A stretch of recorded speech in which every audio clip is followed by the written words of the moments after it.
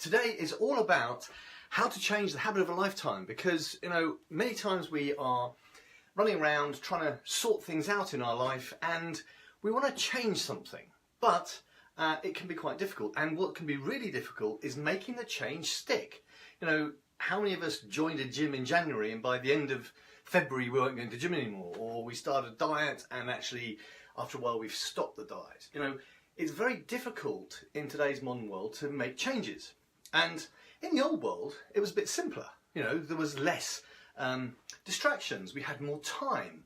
There was a lot less information out there, so we weren't distracted by that. We had less choice because there were just less things we could actually buy, purchase, do, etc. We probably had less control because we tend to be more in a duty-born structure where we worked in organisations and there was a plan we stayed to and we fitted into society, and that has changed definitely. But we were probably more in control of doing what we wanted to do and being less influenced by outside influences. However, in the new world, what is the difference? Well, it's frantic. There's so much stuff going on. It's very competitive. If somebody's done one thing, somebody else needs to compete against it. Compete with the Joneses next door syndrome. We also don't have any time. Nobody, we're all time starved. I'm going to keep this to 10 minutes today, really promise you, because I know that everyone's time starved, so we're going to keep it short to 10 minutes. There are too many distractions out there. There's too much data. There's too much information. There's too many choices. We get overwhelmed. There's so much we could do. And as a business owner, if you're trying to grow your business and change your business and make your business take to the next level, there's loads of people throwing lots of different things at you that are sort of bits that you could use to try and make your business work better.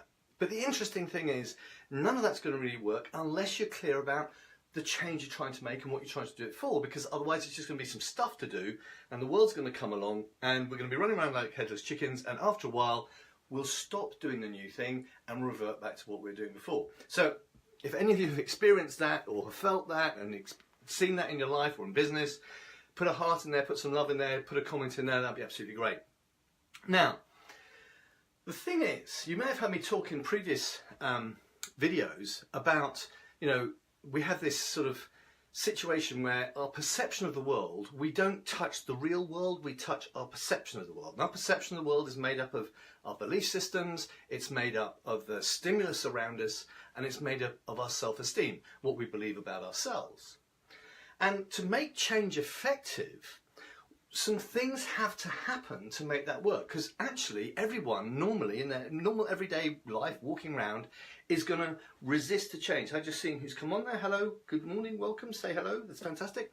And when we have a resistance to change, we'll do anything in our power to make it stay there, because that's our lizard brain trying to keep us safe, trying to keep us in our comfort zone.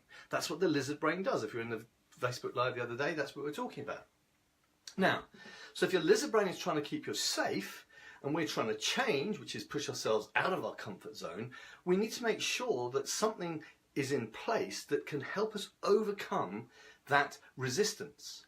Now, the thing is, our lizard brain will come with us, it will grow with us, it will go with us on the journey as long as we do some things and make it possible for our old mind, our old way of thinking, the old brain, to catch up with the new brain and figure out that what we're doing is actually good for us, even though it might feel a little bit risky.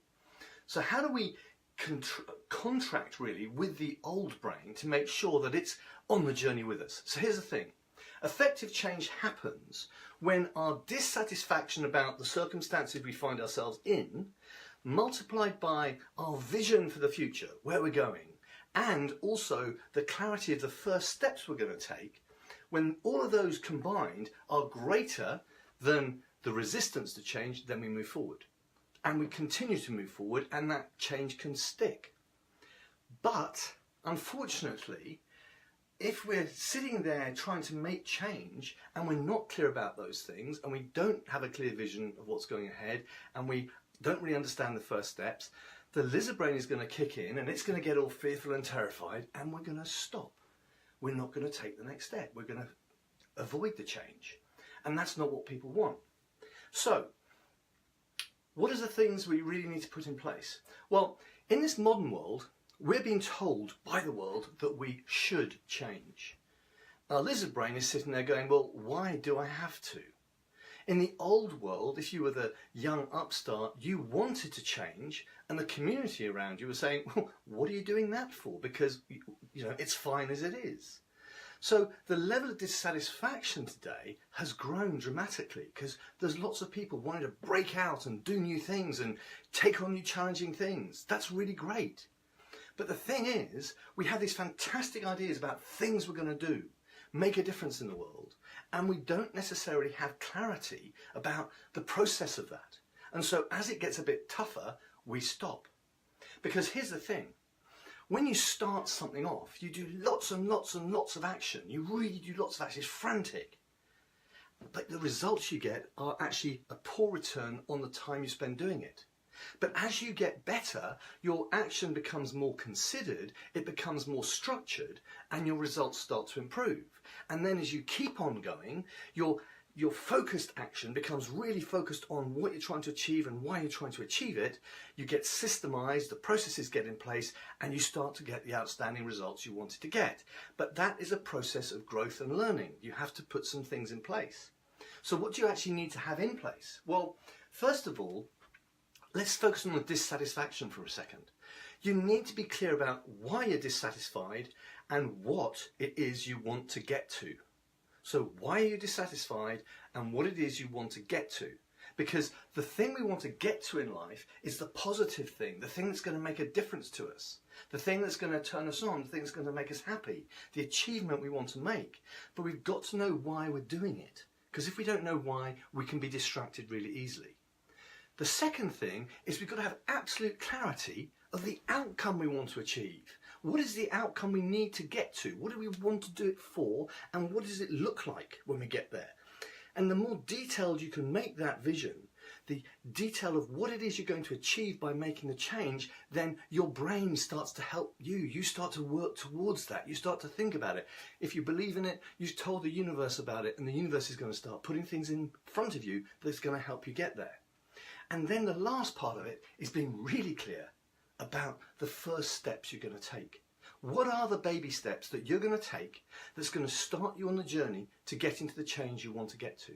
Because if you want to eat an elephant, for example, that phrase is, how would you eat an elephant? You look at it and say, well, it's huge, it's going to take forever, it's never going to happen, and you stop. But if you think about eating an elephant one mouthful at a time, then over time you'll overcome that big thing and you'll achieve your goal. So what is the elephant that you're trying to get rid of? What is the thing that you're trying to be better than, to improve? Because once you're clear about that, you can identify the small little mouthfuls, the small steps you can take towards making that change. Now, what does that do? Well, first of all, it means that your dissatisfaction now is really clear in your head, and also you understand why you're dissatisfied. You have a vision of what it is you want to create, and therefore the satisfaction multiplied by your vision is really good, that's powerful, and you know the first steps you're going to take. And those first steps are going to be the next step, the next step, the next step going on. So if you have those three things really clear in your mind, then your resistance to change is going to slowly come down. Your lizard brain is going to be less concerned. It's going to understand you've thought it all through. There's going to be less uncertainty. And if there's less uncertainty, there's more chance that your change that you're trying to achieve will stick and you'll get there. The steps I want you to take is, if you've got a change that you want to make today, this year, in your business, first of all, get clear about why you want to make it. Secondly, get really clear about what it's going to look like when you've achieved the change. But you want to increase your income, your personal income, or your business turnover. What would it look like when you've achieved that? What would you be able to do when you get there? Really be clear about the vision you have for that. And then thirdly, really start to look at what it is, what are the first steps you can take?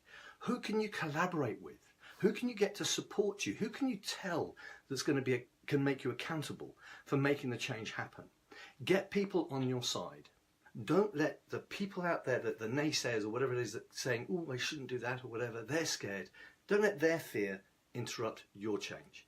Get your change clear, be clear what you're trying to do, and stick to it and focus on it, and you will succeed. 3 simple steps: clarity on your why, certainty of the outcome and absolute confidence that the little steps you're going to take are there, and look for somebody who's going to help you. Thank you very much, guys. See you next week. Bye for now.